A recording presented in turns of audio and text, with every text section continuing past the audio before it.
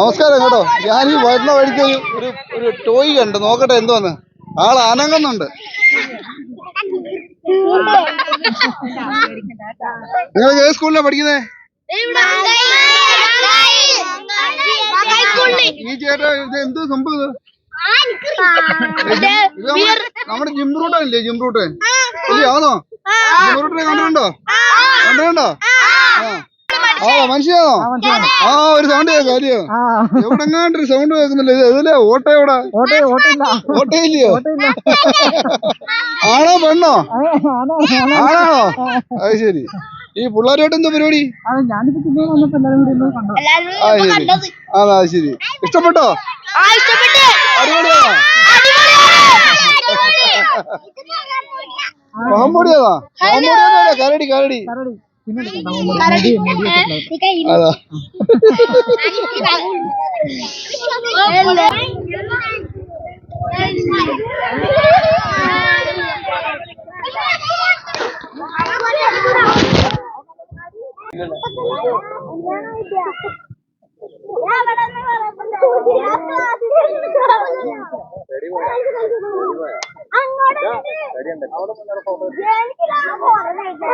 നമ്മളെ ജിം റൂട്ടിന് ആരാണെന്ന് നമുക്കൊന്നും അറിയണം. എനിക്ക് ആദ്യം ഇത് ദേഹത്ത് തൊടാൻ തന്നെ പേടിയായിരുന്നു. ആണാന്നോ പെണ്ണാന്നോ അറിയാൻ വയ്യാതുണ്ട്. ഇപ്പൊ ആണാന്ന് നമുക്ക് മനസ്സിലായി. നമുക്ക് ആളിനെ ഒന്ന് പരിചയപ്പെടും. ഇതൊന്ന് ഊരാൻ പറ്റുമോ? ഊരി വന്ന് ജിം റൂട്ടിന് തല ഊരി വരുന്നത്. ആ, ഇതിനകത്തൊരു കൊച്ചു മനുഷ്യണ്ട്. ഇത് എന്താ പേരെങ്ങനെ? ജിനീഷ് ചന്ദ്രോദയ എന്നാണ്. മലയാള ജിനീഷ് ചന്ദ്രോദയ. ഭയങ്കര ഫേമസ് കക്ഷിയില്ലേ? ചാനലുകളൊക്കെ കവർ ചെയ്ത് ഇങ്ങനെ നിൽക്കുമല്ലയോ? അതെ അതെ, ചെറിയ ചെറിയ പ്രോഗ്രാംസ് ഒക്കെ. ഇന്നെന്തായിരുന്നു പരിപാടി? ഇന്ന് പിള്ളേരെ കളിപ്പിക്കാൻ അറിയാന്നോ? അതെ അതെ. നമുക്ക് എന്തൊക്കെയാ പരിപാടി? എവിടാ സ്ഥലം? എവിടാ? ഇവിടെ തന്നെ മരട് എന്ന് പറയും. മരട്, എറണാകുളം മരട്. മരട്. അത് ശരി. അന്നേരം എന്തൊക്കെയാ നമ്മുടെ പരിപാടികൾ? കാരണം ഈ ടോപ്പ് സിംഗർ എന്ന പ്രോഗ്രാമിലൂടെ വന്ന ശേഷമാണ് കുട്ടികൾ ഒരുപാട് പേര് ഫാൻസ് ഉണ്ട്. ഒരുപാട് എല്ലാ ജില്ലകളിലും ഫാൻസ് ഉണ്ട്. അത് എന്താ പറയാ, ഫ്ലവേഴ്സ് TV അങ്ങനെ പ്രോഗ്രാം കൊണ്ടുവന്നുകൊണ്ട് അത് ഞാൻ ദൈവത്തോട് നന്ദി പറയാറ്. ഒരുപാട് കുട്ടികൾ, അതുപോലെ ഒരുപാട് ആളുകൾ നമ്മളെ ഇഷ്ടപ്പെടുന്നവരുണ്ട്. നമ്മളെ ഈ പ്രോഗ്രാമുകളൊക്കെ ചെയ്യുന്നുണ്ട്. ആ, സമിതിയാണോ? ആ, സമിതിയായിട്ടും ചെയ്യുന്നുണ്ട്. അല്ലാതെ വൺ മാൻ ഷോ ചെയ്യുന്നുണ്ട്. വൺ മാൻ ഷോയ്ക്ക് ബന്ധപ്പെട്ട ജിനീഷ് അന്നേരം എവിടെ ആയാലും പോയി ചെയ്യും. എവിടെയും ചെയ്യും. നമ്മളിങ്ങനെ അവസരങ്ങൾ കാത്തിരിക്കുന്ന ഒരാളാ. അതെ അതെ അതെ. സന്തോഷം.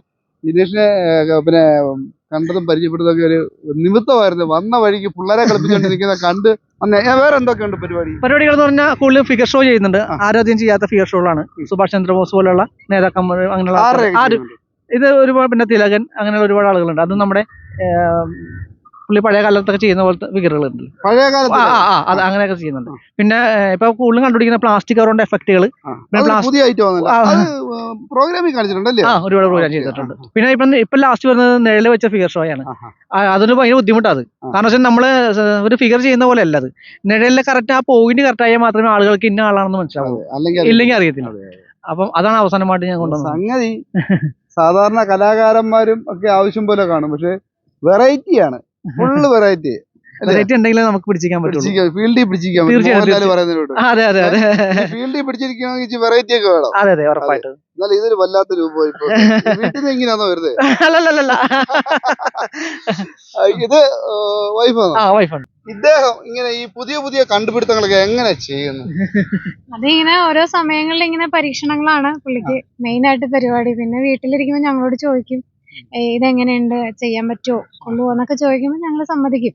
ചിലത് പറ്റില്ല, ഏക്കുന്നില്ല എന്ന് കാണുമ്പോ ഞങ്ങൾ തന്നെ പറയും വേണ്ട. ചില നമ്മൾ പരീക്ഷണങ്ങളിലൂടെയാണല്ലോ കണ്ടുപിടിക്കുന്നത് എല്ലാ കാര്യങ്ങളും. അപ്പൊ അങ്ങനെയുള്ള കാര്യങ്ങളൊക്കെ ചെയ്യുമ്പോ ഞങ്ങൾ സപ്പോർട്ട് ചെയ്യും. വീട്ടിലാണെങ്കിലും എല്ലാവരും അതെ.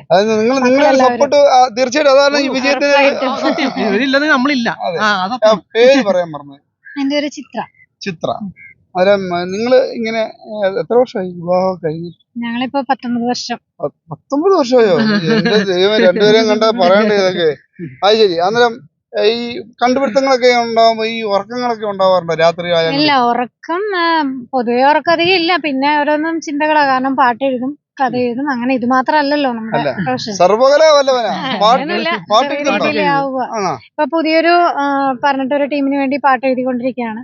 അപ്പൊ അതിന്റെ ഇതില് ഉറക്കം ഇല്ലാതെ ഇങ്ങനെ നടക്കുകയാണ്. അപ്പൊ അതിന്റെ ഇടയിലും കണ്ടുപിടുത്തങ്ങൾക്ക് വേണ്ടി സമയം കണ്ടെത്താറുണ്ട്. നമ്മള് വലിയ സപ്പോർട്ട് ഇതിനകത്തുണ്ട്. ഉറപ്പായിട്ടും. അതെ, ഞാൻ മാത്രമല്ല, ഞങ്ങളുടെ മക്കളും സ്റ്റേജുകളിൽ വൺ മാൻ ഷോ കളിച്ച് കയറി വരാൻ വലിയ പാടല്ലയോ? ഉറപ്പായിട്ട് ചെയ്യണം.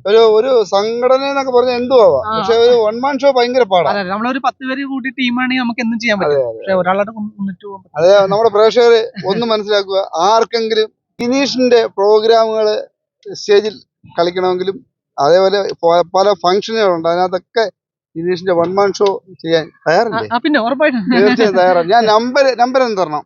നമ്പർ നമ്പർ ഞാൻ കൊടുത്തേക്കും. അതേപോലെ ഈ ഫിഗറൊക്കെ ഉണ്ട്, ഈ ഫിഗറിനകത്ത് ഒത്തിരി സംഭവങ്ങളുണ്ട്. അതായത് ഇതെല്ലാം കാണിക്കും. അതേപോലെ തന്നെ എന്തൊക്കെ ആയിട്ടുണ്ട് അതെല്ലാം നമ്മൾ കാണിച്ചിരിക്കും. എത്ര മണിക്കൂർ വേണമെങ്കിലും ചെയ്യാനുള്ള സാധനം കയ്യിലുണ്ട്. അതായത് നമുക്ക് വീഡിയോ ഇഷ്ടപ്പെടുവാണെങ്കിൽ മാക്സിമം നിങ്ങൾ ഷെയർ ചെയ്യണം. ഇത് ഫോമാണ്.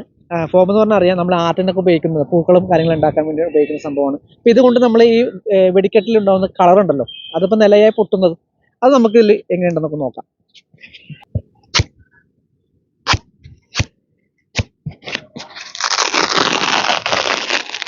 ഇത് പൊങ്ങിപ്പോയിട്ട് വിരിഞ്ഞ് പൊട്ടുന്നൊരു സംഭവമാണ്. അതാണ് ഞാനിപ്പോൾ ആ ശബ്ദം കേൾപ്പിച്ചത്. ഇനി നമുക്ക് പ്ലാസ്റ്റിക് കവറിൽ വെടിക്കെട്ട് എങ്ങനെയുണ്ടെന്ന് നോക്കാം. ഇത് നമ്മൾ സാധാരണ 5 കിലോ വാങ്ങുന്ന അരി അങ്ങനെ സാധനങ്ങൾ, ഗോതമ്പൊക്കെ വാങ്ങുന്ന 5 കിലോത്തിൻ്റെയാണ്. അത് നമ്മളിങ്ങനെ വീർപ്പിച്ച് എടുത്ത് കഴിയുമ്പോൾ ഈ ഗുണ്ട് ഇടക്കിടക്ക് പൊട്ടുന്ന ഗുണ്ടാണത്. പിന്നെ ഇത് നമ്മളെ ഗിഫ്റ്റ് പൊതിയുന്ന ശബ്ദം കൂടിയ പേപ്പറാണ്. നമ്മളിത് മാലപ്പടക്കത്തിന് നമ്മൾ ഉപയോഗിക്കുന്നതാണ്. അപ്പോൾ നമുക്ക് ഇത് രണ്ടും കൂടി മിക്സ് ചെയ്യുമ്പോൾ നമുക്ക് നോക്കാം എങ്ങനെയുണ്ടെന്ന്.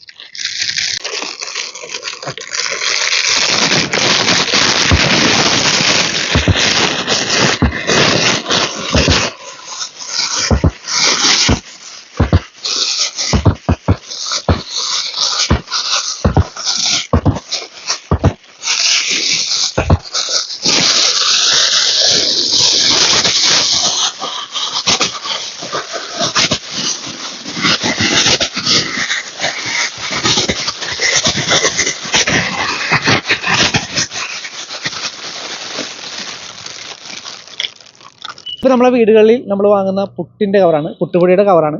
ഈ പുട്ടുപൊടിയുടെ കവറുകൊണ്ട് പഴയ കാലത്തെ നമ്മൾ തയ്യൽ മെഷീൻ ഉണ്ട്, ചവിട്ടിക്കിറക്കുന്ന തയ്യൽ മെഷീൻ ഉണ്ട്. അപ്പോൾ അത് വർക്ക് ചെയ്യുന്ന ശബ്ദം നമുക്കിതിൽ നോക്കാം.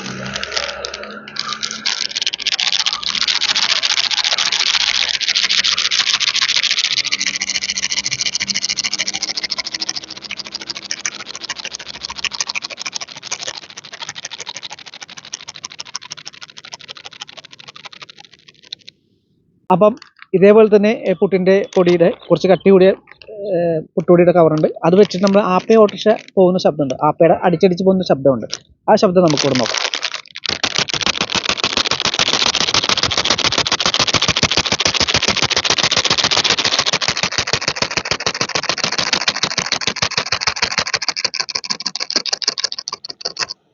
നമ്മൾ സാധാരണ കടകളിൽ നിന്ന് വാങ്ങുന്ന നമ്മൾ പഞ്ചസാരയൊക്കെ പൊതിയുന്ന പോലത്തെ ഒരു ചെറിയ ഒരു കവറാണ്. നമുക്കിതിൽ ബുള്ളറ്റ് പോകുന്ന ശബ്ദം എങ്ങനെയുണ്ടെന്ന് നമുക്ക് നോക്കിയാലോ.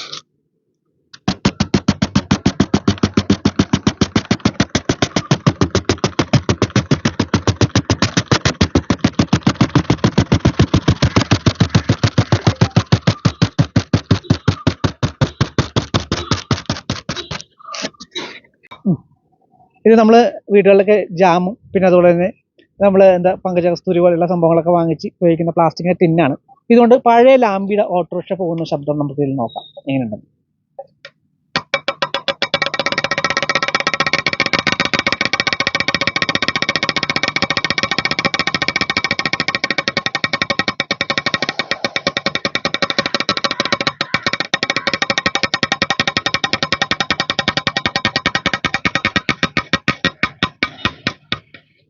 ടോയ്സൊക്കെ കുട്ടികളുടെ കളിപ്പാട്ടങ്ങളൊക്കെ വാങ്ങുമ്പോൾ അത് പൊതിഞ്ഞിട്ടുന്ന, പിന്നെ അതുകൂടാതെ തന്നെ ചില മിഠായിയൊക്കെ പൊതിയുന്ന ഒരു ചെറിയ പ്ലാസ്റ്റിക് കവറാണ്. അപ്പോൾ ഇതുകൊണ്ട് നമുക്ക് മഴ പെയ്യുന്നത് എങ്ങനെയുണ്ടെന്ന് നമുക്ക് നോക്കാം.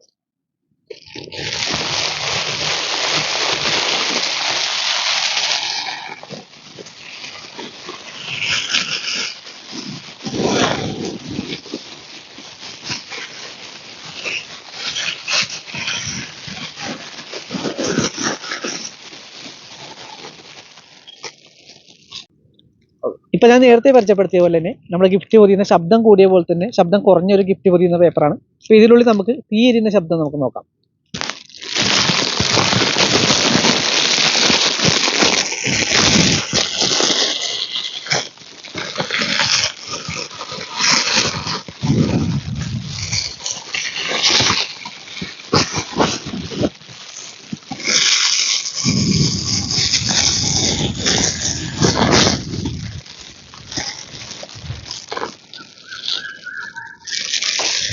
ഇതൊരു മാസ്ക് ടേപ്പാണ്. അപ്പോൾ പേപ്പർ ടേപ്പ് എന്നും പറയും. അപ്പോൾ ഇതുകൊണ്ട് നമ്മൾ എയറോപ്ലെയിൻ പൊങ്ങുന്ന ഒരു ശബ്ദമുണ്ട്. നമുക്കത് എങ്ങനെയുണ്ട് നമുക്ക് നോക്കാം.